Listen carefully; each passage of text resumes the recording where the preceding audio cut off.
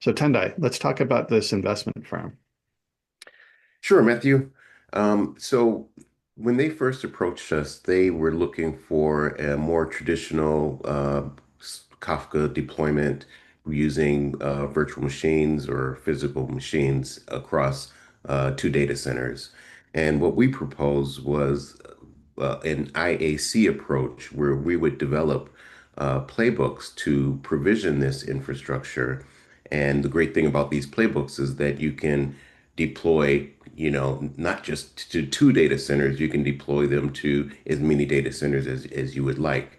And then too, the other great thing of IAC and DevOps is that the same playbooks can be used to run on your dev environment, test and production with minimal, if not any, changes. So that really helps in ensuring the parity between all of those environments.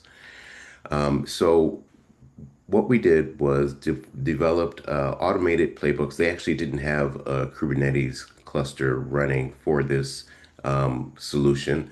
So we developed some playbooks for deploying Kubernetes. We used the Rancher Kubernetes Engine 2, which is a very secure implementation of Kubernetes. It was actually designed for governments and financial institutions. Then we also wrote playbooks to provision persistent storage that is needed for, the Kafka brokers and the Zookeeper brokers store the data. And we also, of course, wrote playbooks to deploy the Kafka cluster itself and also the centralized monitoring and logging that I had shown in the previous diagram.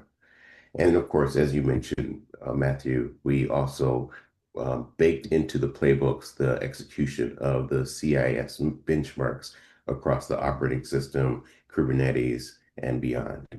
And then finally, as you mentioned, we, created a workshop where we led a workshop for this bank to ensure that their team can be successful in the long-term operations of this solution.